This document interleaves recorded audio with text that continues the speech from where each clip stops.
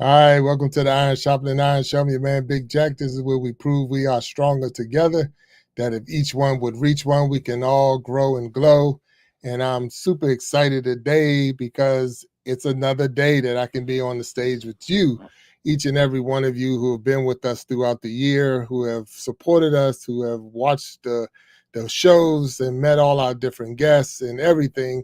I just want to thank you. And I'm also excited because we know that we're getting ready to go to the universe. And this will be actually the last live show that we'll be doing. Well, I don't say a live show. It'll be the last live Iron Sharpening Iron with a guest, a specific guest on the show. So that's what we're going to be doing. But I thank you all through 2025 and all that we've done. I want to get it out there right now in case I forget, because I can do that. Y'all know me, Big Jack. But happy holidays to you all and a happy new year if I don't say it at the end. But I'm going to make sure, and I'm hoping that Walt Talks or somebody make sure I say those words again to you. But I thank you all for being here, and I'm looking for a wonderful show today. So to kick this thing off and get it going, and hopefully my man is ready to go, I'm going to bring my man Walt Talks up on the stage so we can get it going. So let me get him up here. Give me 1 second to get Walt on the stage.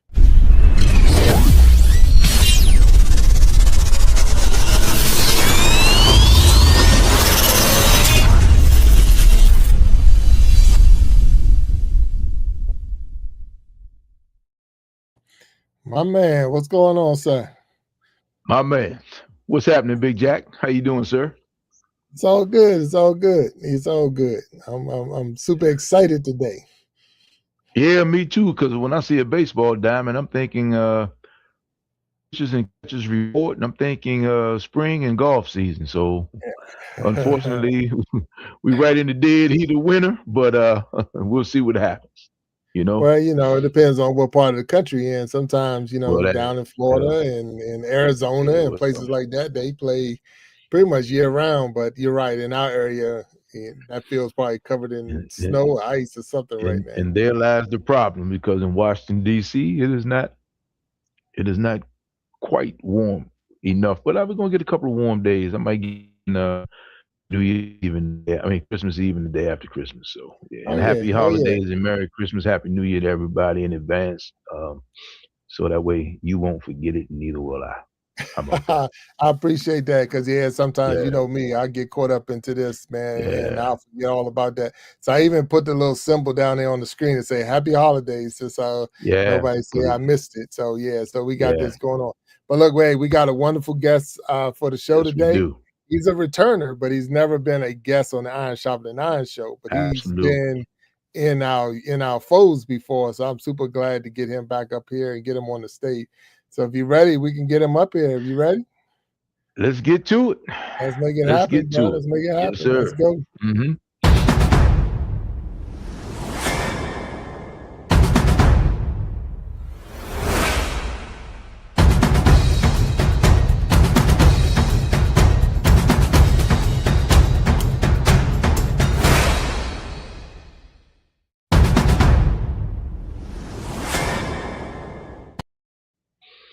All right, all right. We got our man Michael on the stage. What's going on, Mike? Going on, man? Big Jack, thanks for having me. Walt, it's great to see you guys again. I'm excited to be here. Oh What's man. happening, sir? Good to see you back, man. How you doing? Doing great, man. Everything's been good for me. Hey, it's the off season for me, so Yeah. nothing to complain about. Chilling, friends, family, holidays. It's a good time. Well, that's good. That's So good. You are look. He said it's an off season, so you already see we got the yeah. baseball diamonds up. So it's Hmm. going to be an off season because you are a baseball player. And matter Yes, of sir. fact, in your tagline it down there it says Texas Rangers pitcher. Mm-hmm. So and we're not talking about a boys club, a high school, or even a college. We're talking about the Texas Rangers. Is that what we're The talking Texas about? Rangers. Yes, sir. Yes, sir. Yes. Yeah. So So, Mike, right. no, I was gonna say, yeah. So, for the people that don't know, or I guess no, I'll say it when you ask me about it. I'll No, just no. Hey, You we that's good. on. We already You on, live. baby. Look, We I live. just want to Let's throw yeah. it down. No, Look, you're we're right. live. We're live on Facebook. We're hmm live on YouTube. Live on Twitch. Okay. We're gonna make cuts of this and definitely put it on Instagram and TikTok and things like that. And like I say, you're a returner to the show, so you're already a Hall of Famer in our Hall of book. Famer. I But, don't know about Hall of those Fame who, yet, but we're making progress. well, look, on the Iron Sharpening Iron universe, you're already a Hall of Famer. So Already a Hall of Famer. You got your first jacket, if nothing else. Okay, yeah. I appreciate that. But yeah, for the people that at home that don't know, my name is Michael Trausch. I am a left-handed pitcher in the Texas Rangers organization, and been playing baseball my whole life. It's a blessing. It's awesome. But baseball is what I do, and it's not who I am. So that's why I'm happy to get onto this show and my man Jack and Walt, and just talk about life, talk about baseball, man to man, just talk about life experiences, how the game translates to life, what I learned, and things that I've gone through. But yeah, I'm a Phoenix native. I'm right here in Phoenix, Arizona, so I'm a couple hours behind. I know they're on the East Coast, but born and raised here. Whole family's from Chicago, so I'm actually going to Chicago next week. It's gonna be nice to see Chi-Town again. But yeah, I've always loved baseball. It's brought so many blessings and gifts to my life, and I owe the game a lot of things. The game doesn't owe me anything. And it's been a great blessing that I'm excited to share, like my journey and things that I've experienced. Nice. That's cool. That's cool. So again, welcome to the show. Most people in this time of year saying they don't say they're looking forward to going to Chicago. Yeah, it's cold. I know it's cold up there, especially coming out of Arizona. I know. So, yeah, I'm a lizard. My teammates call me the lizard. Right. Yeah, I don't like, because I don't look like a lizard, but because I'm from Arizona, like they think I can't handle the cold. I can handle the cold. I got a little North Face puffy jacket to keep me warm. So I mean, it is gonna be cold, but it's it'll be worth it. See the family, and Chicago's beautiful in the winter, man. I don't know if you guys have been there. Yeah. Around Christmas time, they light up like the whole city, and it's beautiful. I like it.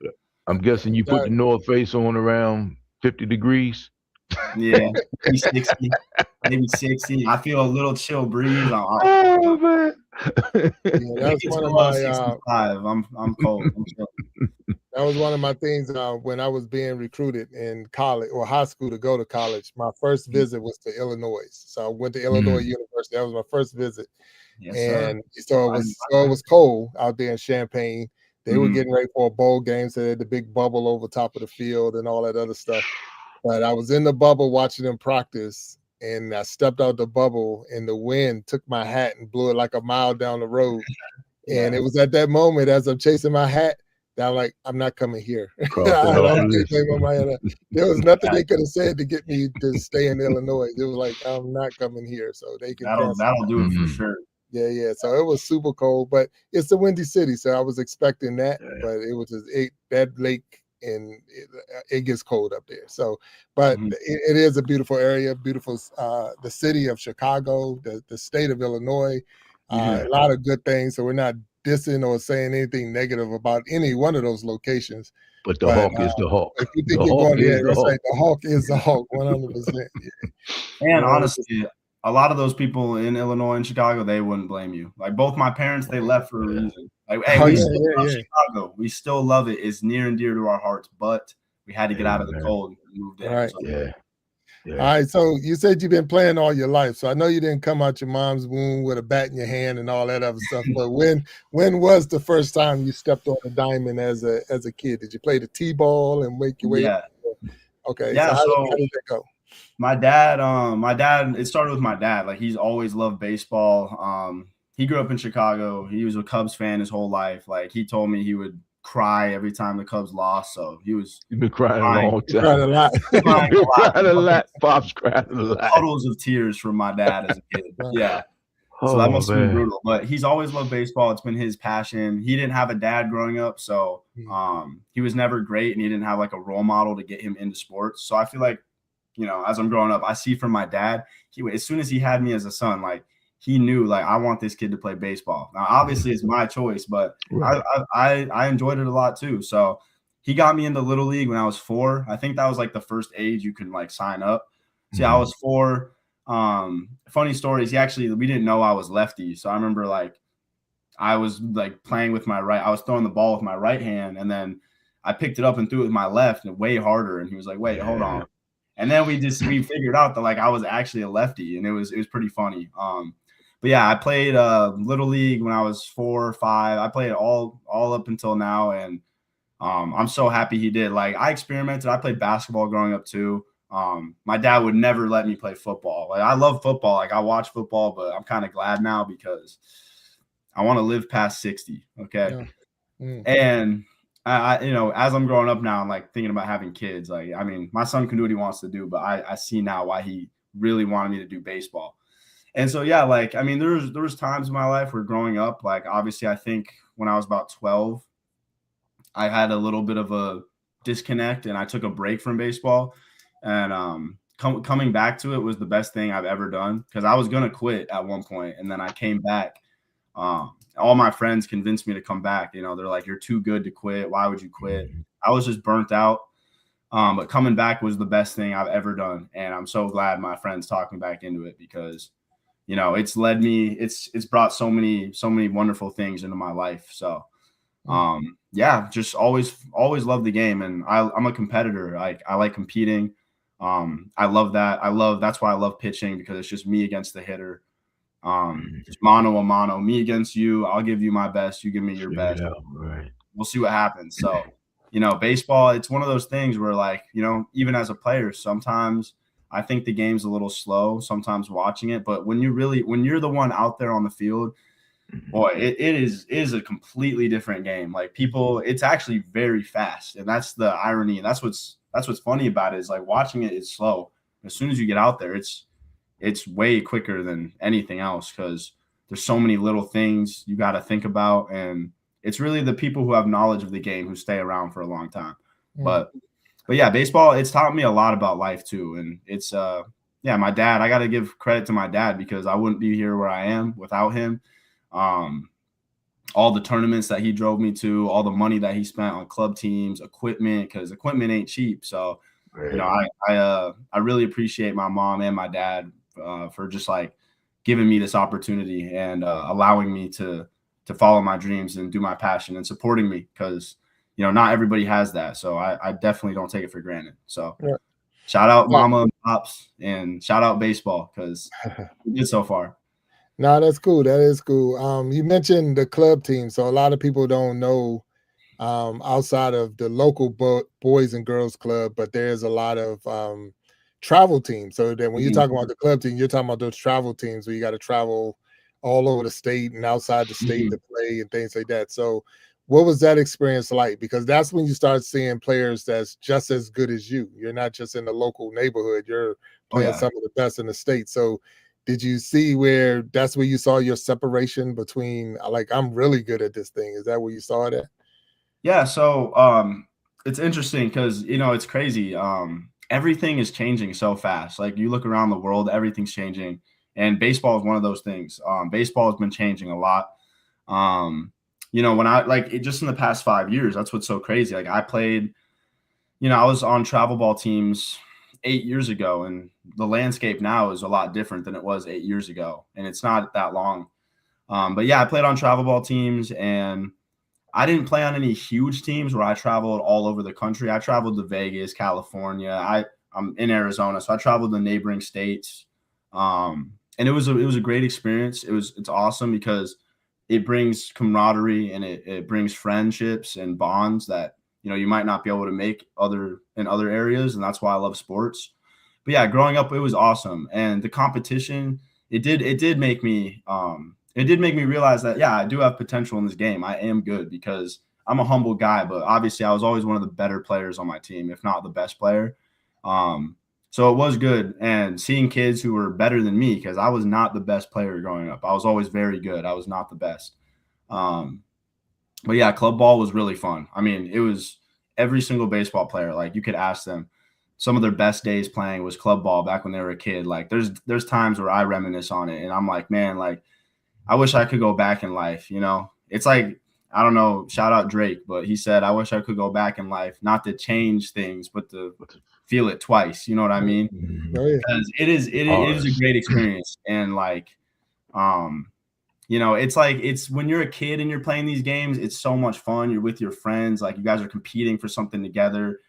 As you get older, it's the same thing, but now there's more pressure. It's professional.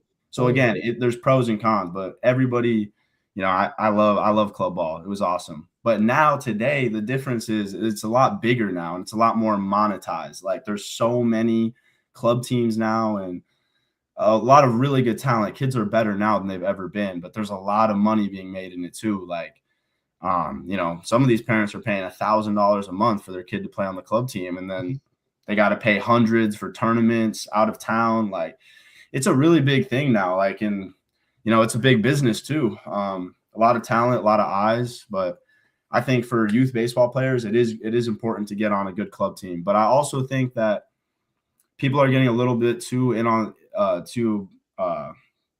they're putting too much stock into it. I feel like because it's all an age thing. Like how you can't tell if a kid's gonna be the next Barry Bonds when he's 12. You know what I mean? Like he might be really good, but we all know that kid that was the best kid we've ever seen when we were 10, and now he's, you know, I don't know. He's not playing the game. I'm not going to say anything, but he's not playing anymore. So yeah, but now you had mentioned that as well, because you were saying that there was a time that you had got burnt out. So that right there, when you start real early and you get that pressure real early, it burns you out real early because it is a lot of work. I mean, you don't know this about me, but I'm gonna share. I played baseball also. I played baseball in club level. I played in high school. I was offered a scholarship to play in college, but I went the football route. But at the same time, I was a catcher. So I was going to ask you this too. Did you play any other positions besides pitcher? I know when they found out that you was left-handed, you T-ball, so you ain't had to pitch in T-ball. So, right. Yeah. So what else did you do, or what other positions did you try before pitching? Oh man, I was, you know, as a lefty, I mean, I was first base and outfield. So pretty, you know, where all the lefties play. But I mean, growing up when I was younger, I mean, I played shortstop, like before, you know, when you could just play wherever. I actually didn't like pitching that much. When I was growing up, I was a hitter. Like any of my teammates now, they would laugh at me and be like, bro, shut up, you're not hitting. But back in the day, like I could swing it, and I loved hitting. I thought I was going to make it as an outfielder. I took a lot of pride in that. Ken Griffey Jr., Willie Mays, outfield center fielders. Like I wanted to be just like Ken Griffey Jr., lefty swing. Obviously, I was not Ken Griffey Jr. Like I'm a pitcher. But yeah, I played outfield. You know, I remember we had a practice one time. We had a retired Dodgers hitting coach. So he used to be a Dodgers hitting coach. And I had a lesson with him. And I was hitting, and my dad told me that he told my dad, you know, your son Michael has a lot of potential in this game. And he was talking about hitting. You're not talking about pitching. And I always thought, you know, I'm going to make it as a hitter. But, you know, once I started, I was always a good pitcher. Once I started really putting focus into my pitching, and, you know, I realized like, this is my path. Like, this is what I want to do. I don't want to hit anymore. And, you know, to be honest, it's almost like two different sports. Being a pitcher and being a position player, it's so different that, you know, being a pitcher now for the last 6 years, like, honestly, when I see these hitters like hitting, like it feels weird. Like it's like I haven't swung a bat in so long. Like it almost feels like a different game. But yeah, I was always like a position player growing up, and I always loved hitting until I got to about junior year of high school, and I started dominating on the mound. That's when I realized like this is my calling, is pitching. So now let's go to this point real quick though.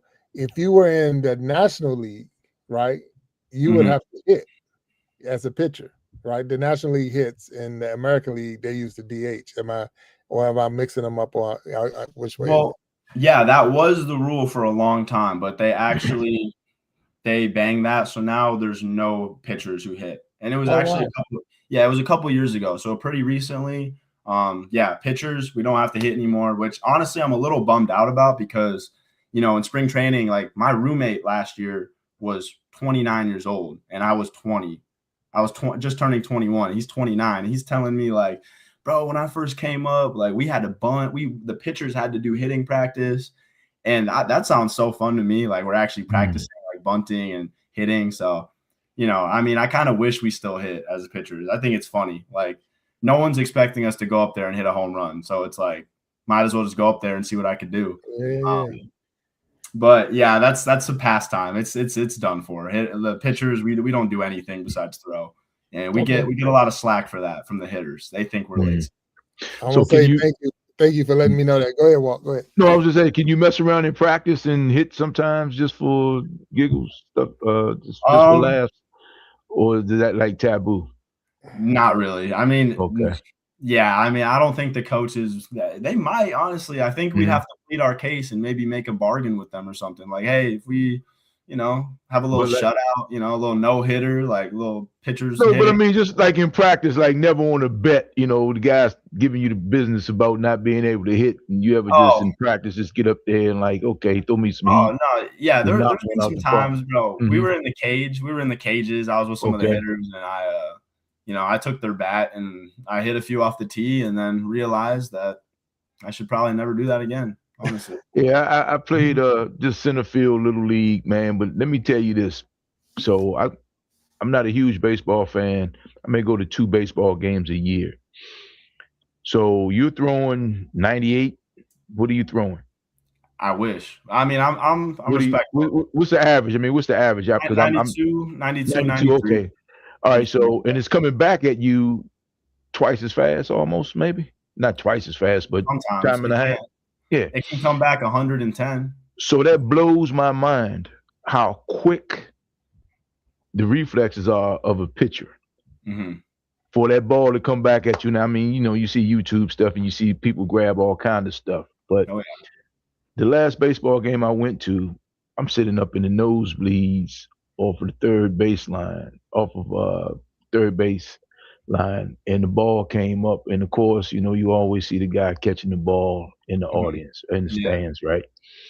Well, this ball, you hear the crack. I mean, it's just like a sound that you never forget, the crack of baseball. And this thing is coming up. And I'm telling you, man, it looked like somebody was throwing a basketball at me. I mean, this thing, you can see it. You can almost see the seams just coming back at you like this. And this thing got bigger and bigger and bigger. And, we're all supposed to be, tough guys. And, hey, man, I've never seen so many grown men duck in my life. And we ducked. It went into the, it hit the concession stand and just knocked the whole front of the concession stand off. There was like a panel. And then boom, and just knocked the whole thing off. And I said, man, so I'm just sitting there saying, man, as a pitcher, you got to be on it, man. I mean, like you said, it comes at you fast. It literally comes at you fast when you're a pitcher, man. So, that's amazing to me, man. So that level of you got to stay focused the whole time. I mean, people think it's a slow game. You don't pay attention, but the moment you don't, man, can cost you your life. So, I salute you for that because your reflexes got to be on 1,000 to be on that mound and have one come right back at you, man. So and obviously playing this game for so long, it's just like you said, it is a little scary. Like it's something that you have to know. Like growing up, every level the game gets faster, the guys get stronger. And I actually have a funny story for you. My first ever spring training. So I got drafted in 23, but like late in the year, and I didn't play at all because it was after my season. My arm was sore. I pitched a little bit, but I never pitched in any real games. So 2024 is my first real spring training. It's my first actual spring training. And the first batter I ever faced was at practice. And the Rangers just won the World Series in 2023. So we actually had a ton of fans come to our spring training. It was so cool. All of our backfields were filled with fans because they would come way before the big league game so they could see all the minor leaguers, get our autographs. And I remember my first batter ever, I was facing Josh Young, and he was an all-star on the Major League Rangers that year. So this guy's legit. And Josh Young's an incredible player. He's a great hitter. He's a righty, mashes lefties. And obviously I'm a lefty. It's my first ever batter in spring training. And I look up, I see Josh Young waving his bat in there. I'm like, oh God. And he just got out of rehab. So another thing I'm thinking is I cannot hit this guy. He's worth millions of dollars, and I'm just, this first year minor leaguer. So if I hit him, like, that's not good. So, oh man, you're under a lot of pressure. Yeah, but I went out there and I was like, screw it, man. So I was like, I split the plate in half, and I'm like, I'm gonna pepper that outside corner so I don't hit him. And I did. I was just dotting the outside corner, and I was getting strikes, and I got him to a full count. And I remember I threw him a fastball right down the middle. Whack! I mean, it was the loudest crack I had ever heard in my life. That ball flew about maybe a few feet to my right. The ball was already past me before I even finished like my motion. Wow, and I I remember thinking to myself, like, I rewatched the video. I still have it on my Mhm. phone. If that ball was hit in front of me, I Yeah. wouldn't even had time to react. Like, I would probably Right. be in an ambulance. I'm not even joking. He hit Right. that ball 109 miles an hour, and Wow. I probably wouldn't be on this podcast right now if it was a few feet over. So thank God it wasn't. But yeah, that was just and it's a major league all-star, and it shows you, like, you know, you go from high school, because I only played 1 year of college. So Mhm. high school, I played 1 year of college. Now I'm facing all-stars in the major leagues, Right. grown men, you know, and it's a different ball game. So yeah, it does happen really fast. And that's what I'm telling you, is it's slow when you're watching it, but then Mhm. that second you're not paying attention or you're a little lackadaisical, that's when it could cost you the whole game. Oh, yeah. Because as a pitcher, you're so vulnerable because, like you just said, before you even finish your motion. Mhm. So Exactly. you're kind of like a boxer who's thrown a punch and leaves himself wide open for the next thing coming, right? Yeah. And man, I'm just amazed at how that works, man. So yeah, I mean, like, wow, you know, this is It is when kind of scary, but yeah, you like, see geez. some of those guys where they hit it and they just throw their glove up, and then it's like, Yeah. Merry Christmas is what we Merry say. Christmas, right, Like, right. I caught it. Like, look what I found. That's what we say. Wow. Yeah, that's so when I'm listening to you say you got him to a full count, so you imagine the pressure you had on him, Yeah. because he couldn't let no rookie can't let you come out and strike him yeah. out. Yeah, and there's a ton of Yeah. fans That was a watching lot too. of pressure. Oh Yeah. yeah, man. That's a Yeah. lot of pressure, because you know who is this rookie out here trying to pitch me? You know what I mean? That's Yeah. like Exactly. Matter, they might have put you on the bus, sent you out of there, man. Yeah. So, Lose for me. so you said 1 year college, and then I guess, did you have to I guess you say commit to go into the draft? Like you say, hey, I'm gonna put myself out there. How did that process work? No, so that's what's interesting about what I think is kind of interesting about my story is it's not like most guys. Like, when I talk to most other guys in pro ball, they had a lot different, like, experience with the draft. Me, so basically, if you go to a junior college like I did, I went to Central Arizona, one of the top ranked junior colleges in the country. Past 10 years, they've actually produced a lot of draft picks. We had 4 guys from my team go pro the next year. And that's what a lot of people don't understand is 25% of draft picks come from junior college. So if a kid goes to a good junior college, he has a good chance of getting drafted if he's good. Like, scouts will see talent, they'll find it. But the rule is, if you go to junior college, you're draft eligible after 1 year. So a lot of guys, they'll go to junior college and they'll get drafted after 2 years of JUCO. If they don't transfer to a 4-year. But if you go to a 4-year university, you have to play 3 years in order to be draft eligible. So I actually wanted to go to a junior college because I knew a lot about Central, and I had friends who had went there. I saw guys getting drafted out of there. I knew there were scouts at the games. I was thinking about it differently. I knew, okay, this is a junior college. They're good. I can work my way up. I can get playing time here. And they also have a lot of scouts there. So if I ball out here, and I don't need to do 3 years of school if everything works out. So if I just work hard, go to this junior college, because when I went to Central, they had just won the national champion too. So they were junior college national champions. And they wanted me. They showed a ton of interest in me. I had some D1 interest. I wasn't like a huge name out of high school, but I was talented. I was kind of under the radar. So Central, you know, they saw me and they said, we really want to get you. I saw that they really wanted me. I loved the coaching staff there, and I went there, and, like, to be honest with you, it kind of just worked out for me. Like, you know, success, like, there is a little bit of luck to it as well, because I was at the right place at the right time and I showed out. So obviously I did what I had to do. But, you know, if I pitched just as good as I pitched, but I was somewhere else, and let's say there weren't as many scouts there, or there were no scouts, I might not be where I'm at.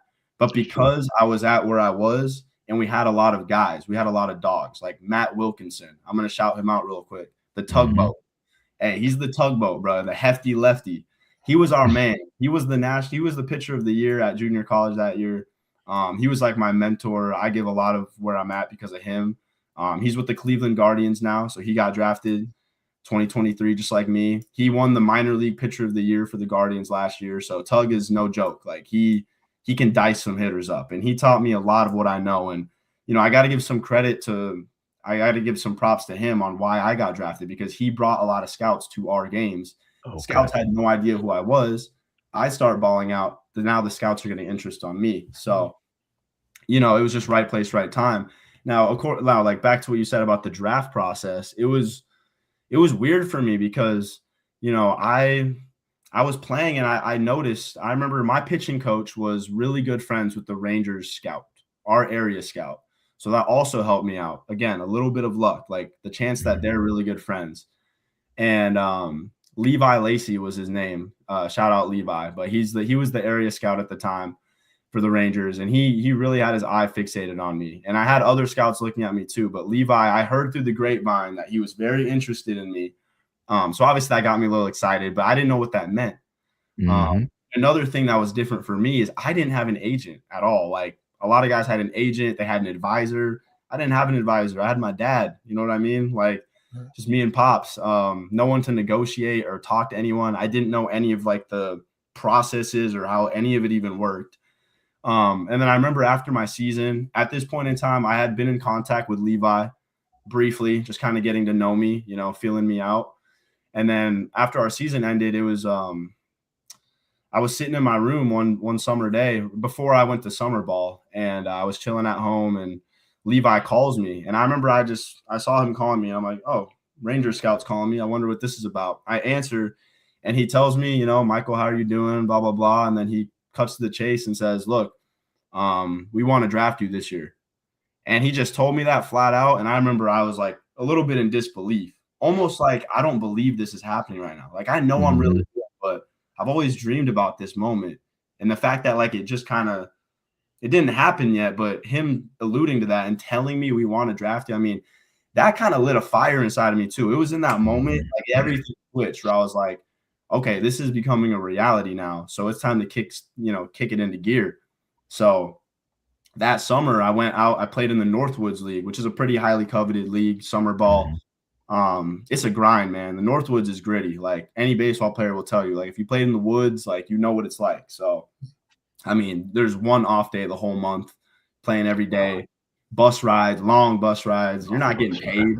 You're paying to play there. And, it really does teach you though, like what it's like, it's kind of like the minor leagues minus the pay and maybe not as nice in some areas, but that was a great experience for me. And I knew that the Rangers were watching me. So my summer ball experience was, I probably could have had more fun because even my coach, he was like, you need to have more fun. Like you're taking it too seriously because me, I know like the Rangers are watching every game. I knew the Blue Jays. I knew the Orioles. They were watching a few of my games. So as summer ball started to progress, I started building a track record. Like I had my season at Central and then I started dominating in summer ball too. And then the Rangers, I mean, I remember draft day came. I just been talking to Levi, at this point after summer ball, I knew there was a really good chance I was getting drafted by the Rangers. Like I thought it was almost certain.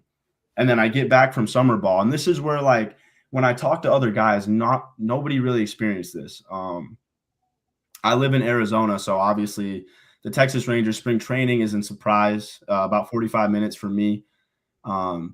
And Levi, the scout, he called me and he said, hey, why don't you come over to the complex and I'll give you a tour. So it was almost like a college campus tour, but at the Rangers complex. And when I tell people that, like no one really had done that before, or like at least from my experience, it was weird. And keep in mind, I didn't have an agent throughout this whole process. Like it's just me talking to the scout, my dad. So my dad and I went there, we're walking around. I'm seeing players like it's during their season. So they're just having a normal day and I'm just walking around. He's showing me all the clubhouses. So obviously in my mind, I'm thinking I'm getting drafted by the Rangers. Like they're showing me all this, like it's going to happen. So then draft day comes and I mean, I was nervous. I was super nervous. We had a set money amount. They told me that we could do this. I was on board with it. I was like, this is going to happen. So obviously I knew I wasn't going to get drafted the first day. It's the first few rounds, but 1 year of JUCO, that's impossible. I mean, so then the second, third day comes around and I remember I was just nervous. I mean, I'm watching with my dad. We're just watching. Third day comes around and I knew like, this is probably when it's going to happen a little bit later in the draft, but I'm not worried about that. I just want my shot to go pro. So I finally get the call from Levi, and I remember my heart was racing. I answer it. It's so weird because like you only have a few minutes to make a decision. Like they're on the clock. So he told me, he said, "Hey, we want to pick you in the next round." It was funny because I knew that like it was coming soon. They were at round 14, and I was like, okay, like there's 20 rounds in the draft now. There used to be 40. There's 20 now. Oh, wow. So a lot of players. Yeah. So they had to cut down on the amount of players. So there's less spots, but we get better lifestyles now. So it's a give and a trade. So it was like the 14th round. I saw the Rangers drafted a lefty. Wasn't me. I was like, dang. 14th round, Rangers draft a lefty. So 13th and 14th round, Rangers draft left-handed pitchers. Not me. So I'm thinking like, whoa, like oh boy, yeah. 15th round rolls around. They give me the call. Levi calls me. I'm like, oh, I look over at my dad. I'm like, here we go. They tell me the set money amount. It was a little bit lower now than we had agreed on, but it doesn't matter. I want my shot. Right, you want your shot. I'm grateful. I only had like a minute to decide. And I looked at my dad. I said, let's do it. I'm doing it. Let's go ride it out. Let's ride this dream. That was one of the best days. Honestly, that probably is the best day of my life so far. It was awesome, and then, just that whole process was so weird and just so different than other people because it was almost like I knew I was going to the Rangers from when they first called me during summer. It was just, and I didn't have anybody to like negotiate for me, but I'm super grateful. I'm super grateful for the people that gave me that opportunity. I'm super grateful for Central Arizona. Shout out to my pitching coach there, Jojo Howie, great guy, amazing coach, competitor. He really brought out like the competitive edge in me. Like he showed me that like sometimes it's not, sunshine and rainbows. Like he's going to get on my ass and make sure that I'm working hard. And that's what it's going to take. So he really pushed me. And also Tugboat, my mentor. I had a lot of great people there, and then everything just worked out for me. So like most guys, they don't get drafted after 1 year of junior college. It's not like something that happens all the time, but I'm just really grateful for my opportunity to do this. That's good. So that really is good. So look, Mike, real quick, I got a photo I want to put up, and I want you to tell me about this experience here. So let's see what we got. All right, here we go. Yeah. So what tell us about this right here, this photo here. What's going on? Yeah, I mean, to be honest with you, there wasn't much even going through my head or my body besides just pure excitement and just almost like that surreal feeling of like, there's no way this is happening. Like, what is my life turning into right now? Because I know I still have a ways to go. Like I haven't made it yet, but the top of one mountain is the bottom of the next, like they say. But this was the top of the mountain for sure at this moment in time. And I remember being in that room with my dad and the coordinators and the people that helped us set up. It was unreal. Like just being in a major league affiliated like atmosphere and being in their building and signing an official contract. I mean, I wasn't even reading the contract. I just wanted to sign it. I was like just skipping over pages like, hey, can I just get this signed and make it official? So I was so excited. That was an unreal feeling, man. Like it's a blessing. It's a blessing because it teaches you that, like if you asked the sophomore high school me, like, if you would have showed me that picture, like I would have thought like there's no way, So it's just like now, like if you tell me you're gonna make it to the major leagues, it's like, yeah, I'm gonna make it because I never thought I'd be here in the first place. So why would I doubt myself? Anything is possible. Like if you just believe it and you work hard towards it and you really have a passion for it and you're able to accept, getting your shit kicked in sometimes and for it not to go as planned sometimes, then it sets you up for success. And, it's just that's honestly, it's been a great journey just throughout everything. Right. So now when it's all said and done, and I'll get you Walt on this one. Thank you. When it's all said and done and you signed your contract, it's time to report. So how does that work? All the draftees report at the same time, or how does that work for the program? Yeah, so basically when the draft happens, they draft 20 guys. So what actually happens is not all 20 guys usually sign. So what happened for us was one of those left-handed pitchers, which I guess worked out for me, shout out to him, but he didn't end up signing because he was a high schooler. I guess maybe he wanted more money. He wanted to go to college. So not every guy that gets drafted actually signs. But once you once you agree to the money, the contracts and all that, everybody shows up. Everybody has like a set day to report, and yeah, we all get there at once, and it's almost like a summer camp, because you got these 20 random guys that just all coming together from all over the place. And now we're just in this little group, and they kind of like teach us the ropes, teach us everything. We have these nutrition classes, fitness classes, rules, regulations, all that sort of thing. So, it did kind of make me feel like I was at a summer camp, and it's kind of funny now, like now that I'm acclimated and I've been in it for a couple of years now, thinking to myself when I first got there, like I was nervous, man. I wanted to fit in. I was, it was a surreal feeling, but everybody probably felt like that. And now, like, I'm so comfortable with it, and I feel like I've grown a lot, because that was a really cool time, though. Like all these different guys just coming in. We all have the same passion. It also makes you, think like, okay, this is my competition. Like, they can be my friend, but they're also my competitor, and it drives you a little bit. No, it's good. Walter, it looked like you got something to say. Yeah, I just wanted before you got into the pro level, I wanted to back up for a minute. Mm-hmm. You're in junior college.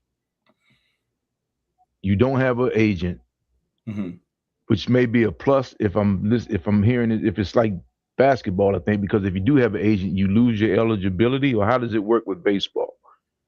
No, so I mean, you don't lose eligibility with an agent. An agent just is there to guide you. They obviously know all the rules for everything. They've experienced other players, so they can guide you. They can negotiate. They can talk to coaches for you.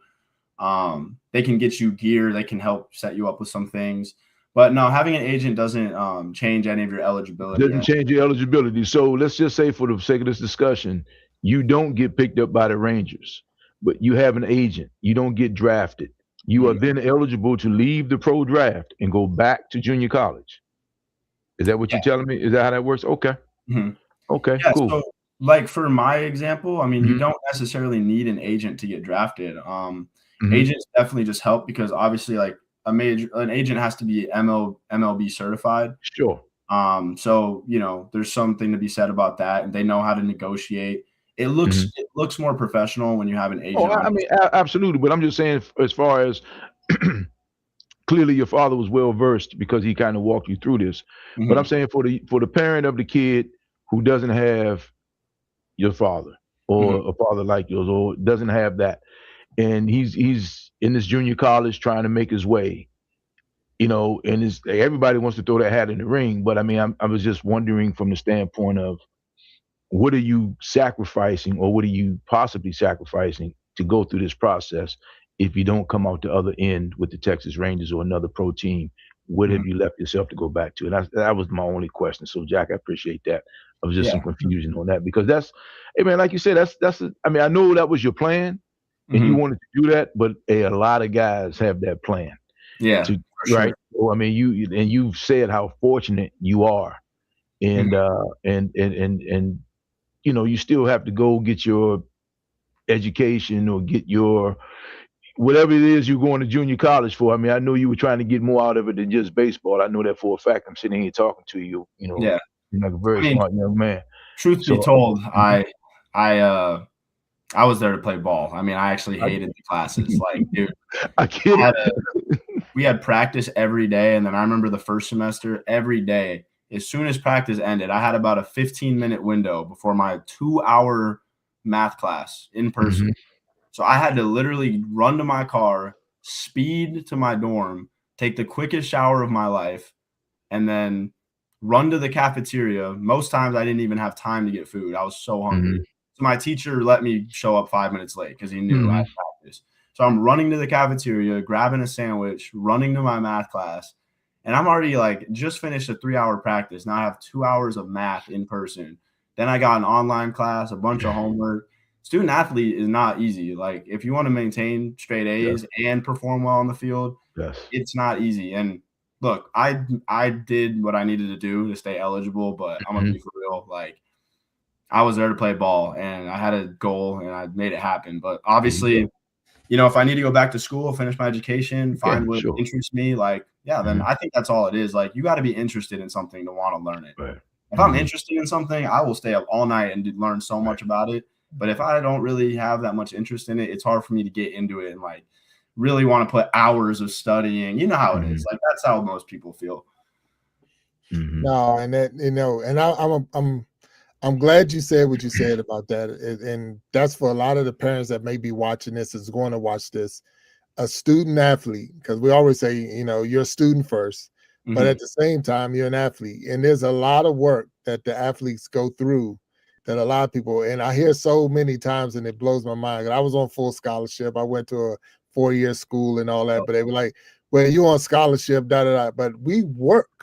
You work, like you say, you 7 days a week, and the practices are hard, the games are harder, they're traveling all over the country, all of those things, and yeah, they might be paying for your books and they pay for your room and board, but they can't give you any money because that's what you're talking about, Walt. So they can't pay you anything, because then you lose your amateur status. But that's changed too because of the NIL. So now they're getting paid for their name, their likeness, and their image. So because of that, well, to make sure name, image, and likeness. But so they're getting paid now, which they wasn't getting paid before when I played, and this is a long time before you, Mike. You wasn't even thought about then.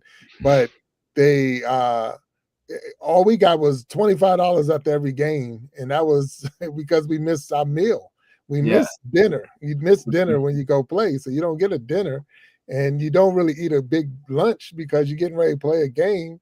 It's all you had that day was breakfast, and it's like, okay, and then you're in the locker room all day getting ready for a game, and don't be traveling somewhere because it's even worse. So I'm glad you mentioned that you know, being a student athlete, you know, like I say, and a lot of times your focus is it's a job when you get to the college level, because you're going to meetings, you're in the film room, you're at practice, and then you still are required to go to class, and you still got to maintain, at least where I was, at least a 2.0, a C average to be eligible. And a lot of times people miss that. I mean, they were saying, well, your parents can provide some of the stuff, you know, like laundry soap, deodorant, all those things. The school's not giving you that. They're hoping that your parents send you the money to. And I'm like, my mom ain't had no money when I was there. Well, she got some money now that I'm gone. It ain't like that, you know. So that's where a lot of people they miss that part. That it's more to it than just you're on full scholarship, you got it made or whatever. That's not how it works. And even when you're getting signed, so let's imagine Mike would have picked up an agent. That agent is not doing it for free. Oh, so automatically, that's 5% of that contract, or 10% of that contract is going to that agent and accountants and all those other people that's tied into your stuff. When he said that it was slightly lower than he discussed, I'm thinking on the other side of the table, well, this guy don't have an agent, so he ain't gonna miss that anyway. That's me thinking as the businessman on the other side of the table. They took the agent fee off. They took the agent fee they off. just took the agent fee and said, okay, he's not gonna miss this anyway. So yeah. But hey man, so knowing what you know now, getting to where you are, is there anything that you would have? I know how excited you were. I know how glad you are to be here. I know how humble you are. But knowing what you know now, hindsight, is there anything you would do different? Like, what would you tell the next guy coming up behind you? If you had a little brother in the same in your shoes, what would you tell him? You know, what would you give him coming up? Yeah, that's a really good question, actually. Yeah, I would definitely do a little bit of thing. Yeah, I think honestly, what I would do differently is not so much the physical side, but the mental side of the game. Okay. I think, you know, because I've been growing a lot mentally, but I wish I could have learned these things earlier. Like I'm talking high school, junior college. I think my biggest piece of advice for like a younger pitcher who really actually wants to go pro and really takes it seriously would be to first get a handle of this up here and be able to control your emotions the best that you can, be able to regulate it. I always try to think of like just a calm, steady wave on a beautiful beach. Cause it's like, if I'm riding this wave, I'm not getting too high and I'm not crashing too low. It's just a nice steady wave. You have to really, honestly, baseball especially, like I think it's more so mentally. And if I could go back in time or like tell my younger self, it would just be to control the things you can control and don't lie to yourself and listen to yourself, because that's another thing. Like it's easy to like listen to other people and everyone has their opinion. And, you know, even at the pro level, like there's coaches that tell you something and deep down in your head, you're thinking, I don't know, like that's not me, you know, that's not what I do. That's not what makes me special. So really, really try to figure out what makes you special. What is your niche? What sets you apart from other guys? And then capitalize on those things, understand what you need to get better at, focus on those things too. Don't just go through the motions, always have a process. Like there's obviously been a lot of days when I was younger where I just go out there and do my thing and not think too much about it. But, you know, take a few extra minutes and come up with a game plan and think, okay, well, I can go out there and just throw mindlessly, or I can go out there and throw and have intention behind each throw, have a plan. This is what I'm trying to work on today. I'm going to execute that, focus on it, and then it'll translate onto the game. But, you know, just understanding that this game's hard and you're going to fail. So that's another thing, is really coming to terms and coming to the reality of that. I'm not the best baseball player on the planet. If I was, I would already be in the big leagues making $100 million. I don't have the best gifts ever given by God, but I do have a lot of gifts, but I'm not the best. You know, I understand that there's a lot of areas that I need to improve on, but I mean, kids need to understand that the mental aspect of the game, every single guy when you get to pro ball is strong, can throw hard, is talented. Every single one. You're not going to get here. I mean, dude, I have teammates who are 6'5" and from Venezuela, and they throw 102 miles an hour.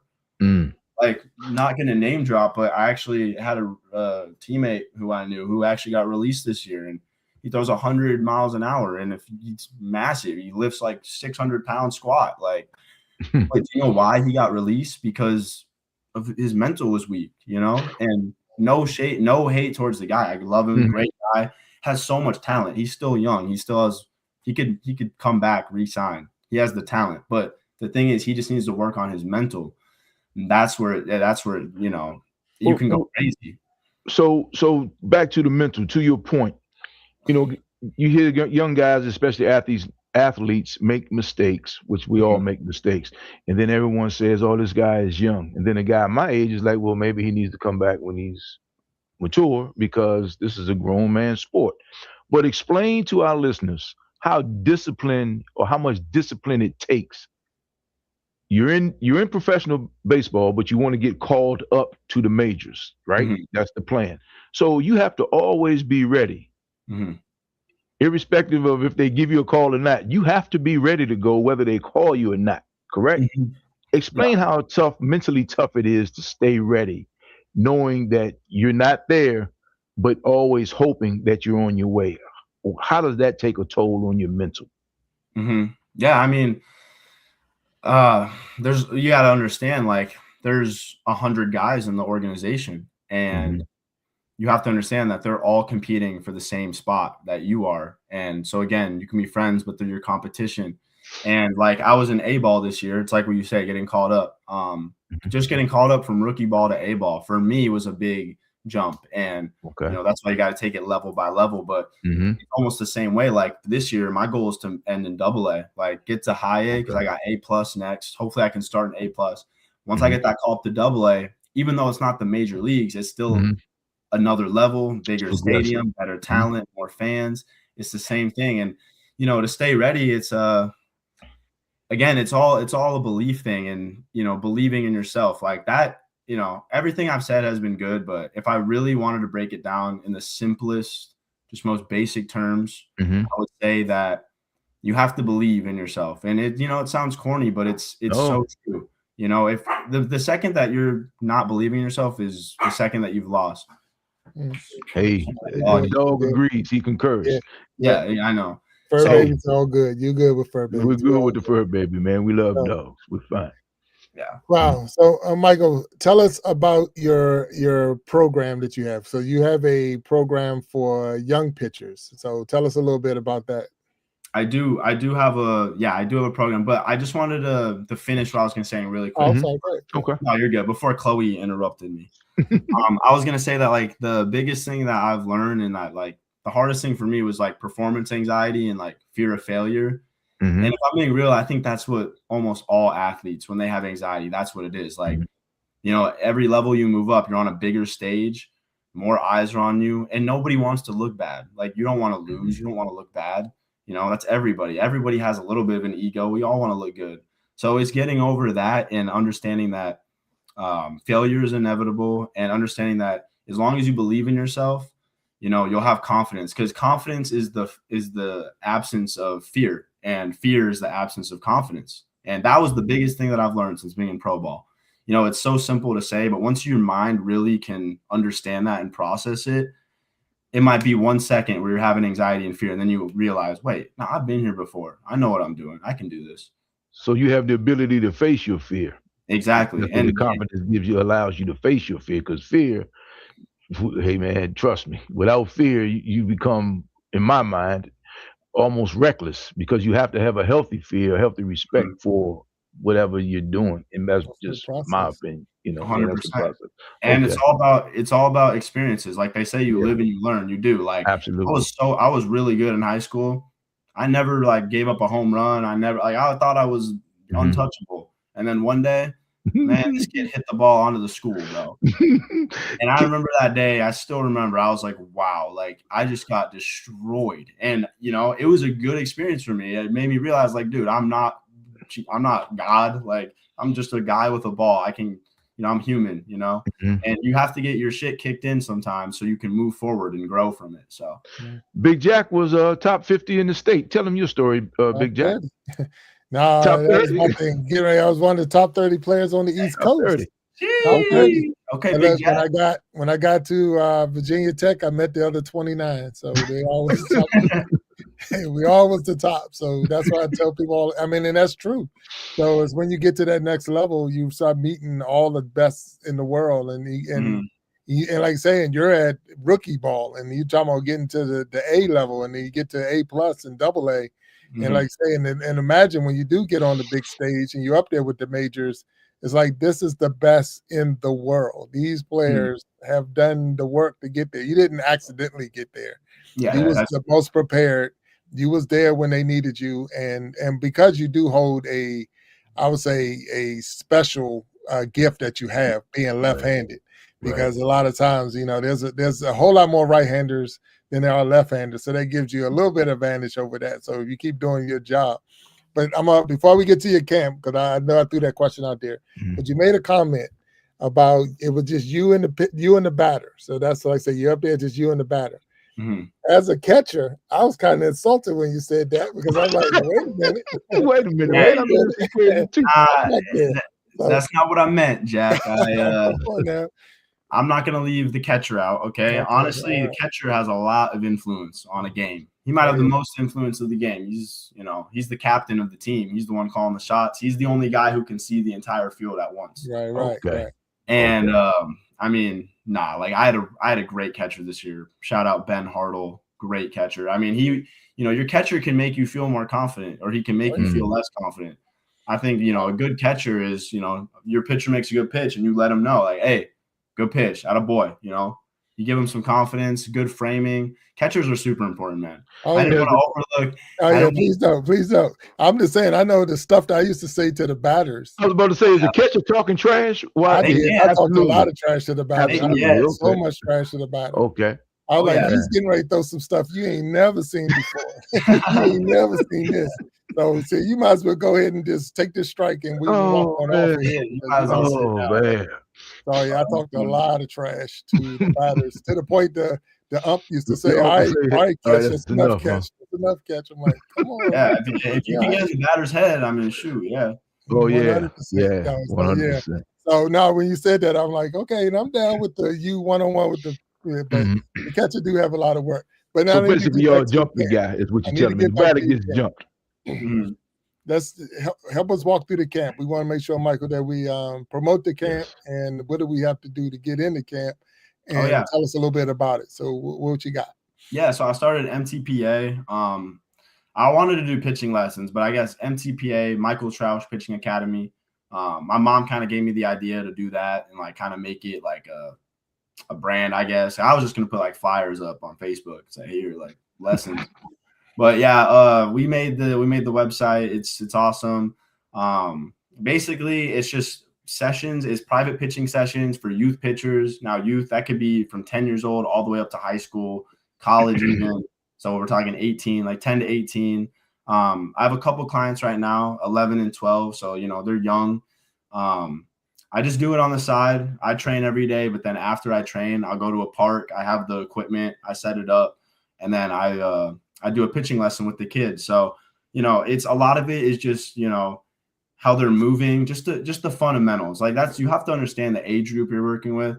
And I know that like when I was that age, there were a lot of pitching coaches that I would go to or hitting coaches. And I feel like they didn't really help me that much. I kind of just would go through the motion. So I really like to get the kids thinking about, why are you doing this? What do you feel when you do this? This is what you want to feel, and really like go through the motions with them so they can really feel it out. So a lot of the stuff we do isn't even throwing necessarily. It's just using water bags or just feeling our body move on the mound. Certain like agility drills, because pitchers have to have fast reflexes. Yes. And then after that, then we'll get on the mound. I'll watch them throw. I'll play catch with them, or they'll throw it into the net. And if they want to work on like a curveball, or, you know, because these are young kids, like sometimes it's hard for me, like I have to understand, like, you know, this kid's 11 years old. Like he's still just a kid, like, and he's just out here having fun. So that's, you just make sure they have fun, and just making sure that they're learning how to be a baseball player the right way. Because you know, my biggest thing is like health. I really want to make sure these kids are healthy and they can build a routine that can last them. That'll keep them healthy, because, you know, arm injuries have skyrocketed. So I really want to make sure these kids are moving in the right way, understanding the game of baseball, like understanding not like to manage their workload and how much they're throwing, getting them on a consistent routine, and just making sure they're having fun. So yeah, it's been a blast. I got 2 kids right now, and they're really cool. I'm really glad I started doing it. It's a blast. So all you have to do is just go to my website. It's on my Instagram.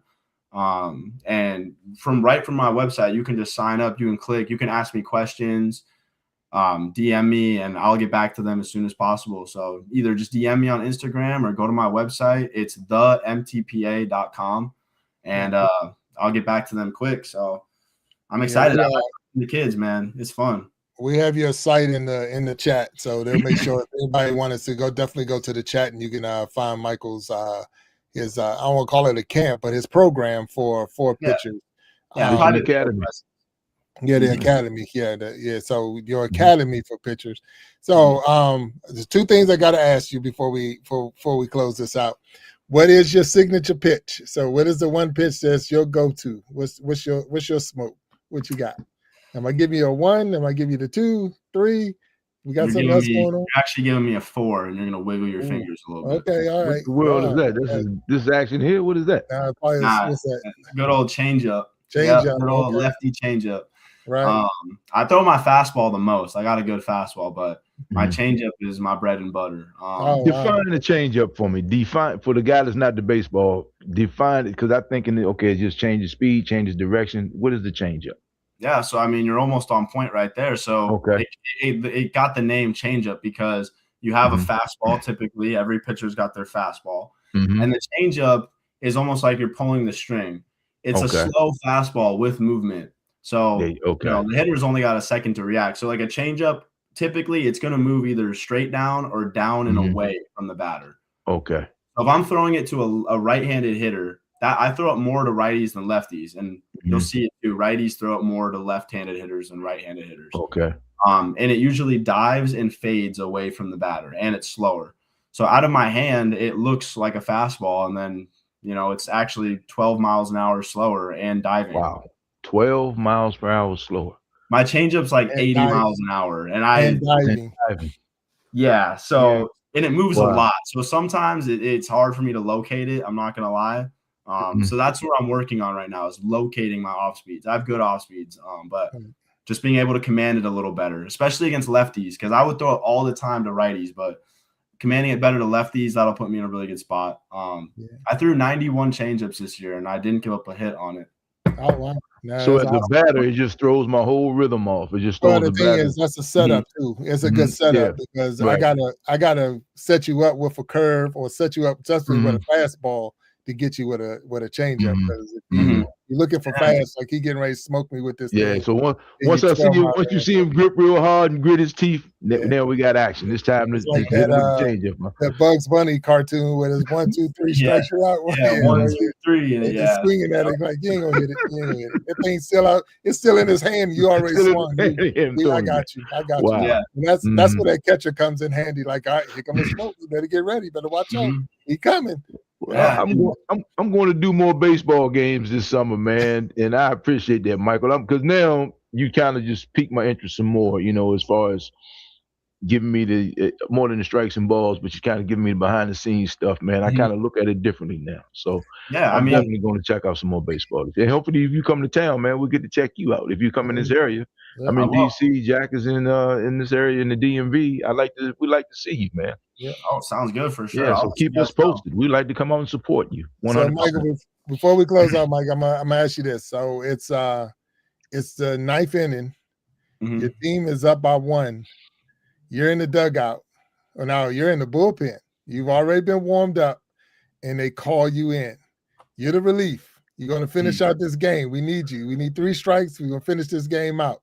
Yeah. What's the mental state going in? How you feeling walking out of the bullpen into the mound, setting up? What's going on? What's tracing through your brain right now? I think the only thing going through my brain is fuck this hitter. And I'm gonna get him. I'm gonna get him, and that's all that matters. Is just fuck him. Like that's it. Like you just got to go out there. Don't even look at the fans. Don't even think about the situation. Make it as simple as possible. Like what I would do, I would literally envision that it was just me and him. Like the place I train at in the off season, Push. We would do live ABs there, like just in the cage, and I would just envision like it's literally just me and him. Like there isn't even a catcher here, bro. It's just me and him, and there's no fans, and I'm about to get him out right here. Wow. That's it. Like it's just me and him. Fuck this hitter, and you gotta go, huh? Right. So that's the mindset. We coming out there and then screw this hitter. He's done. And of course, the hitter is thinking something about you too. You do know that, right? Oh, he has a different plan. Yeah, he's got a different plan too. So that's interesting, and that's where the mano a mano comes in. And I definitely understand that, and that's where you started. Yeah. But the thing is, that's another strategy that the team is using because of the fact that hitter probably already faced one pitcher 3 times. And now you're throwing this person off out of the dugout. I've never even seen him. So he's sitting there watching you warm up, trying to get your rhythm down, get all of that. And you're coming out left-handed. That's just, because you might only come out for that one batter. And then that's it. Your day is done. It's like, here's my job. I pitched one batter, and that was all I had to get this one man out, and that's it. So, yeah. Exactly. Close on out. Let's go. Get on the bus. We got a bus to catch. Man. We got a bus to catch. Let's go. But Mike, man, it has been a true pleasure having you on the show. And definitely, I'm going to ask you to hang over once we close this out. You already know anytime you are more than welcome to come back on our stage. Looking forward to seeing and hearing more about you in 2026. And again, thank you for hanging out with us tonight for sure. Yeah, thank you guys. Thank you guys so much for having me, Big Jack, Walt. It's been a blast. It's been a pleasure. I always enjoy coming on here. So just let me know, and it's been real. No, we appreciate that. We appreciate you, sir. Yeah. Yes, sir. So for everybody that's out there that's watching, thank you for hanging out with us tonight. Thank you for being with us the whole year, 2025. It's hard to believe we're right at the end of this year. We want to say happy holidays to you, happy New Year's to you. We ask you to tune in and get ready because when we come back with the next Sharpening Iron show with a live guest, it will be under a whole new brand. So we having a brand change. And things is getting ready to blow up in our world because we're going into the universe. So we thank you all for hanging out with us. My man, Walt Talks, thank you for a wonderful year with you, my brother. Michael, thank you for being the guest. Boss be in the back. I know Mama Lines is in the back. Thank you all. And everyone out there has been supporting us. Everybody that's out there has been with us through the thick and the thin and watched us grow. Look out, 2026 is going to be amazing. So stay tuned. If you haven't already hit that like button, go ahead and hit that like button. If you're new and haven't hit the subscribe button, hit the subscribe button.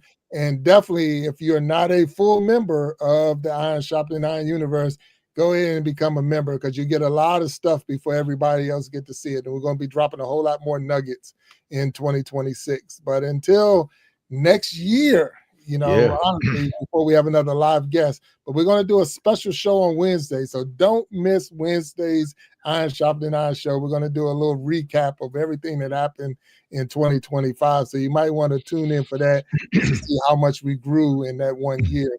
So, but until then, I'm going to ask you all to stay sharp. We'll talk to you later. Again, happy holidays, happy New Year. We'll talk to you later. God bless you. Peace. Thanks, Mike. Peace.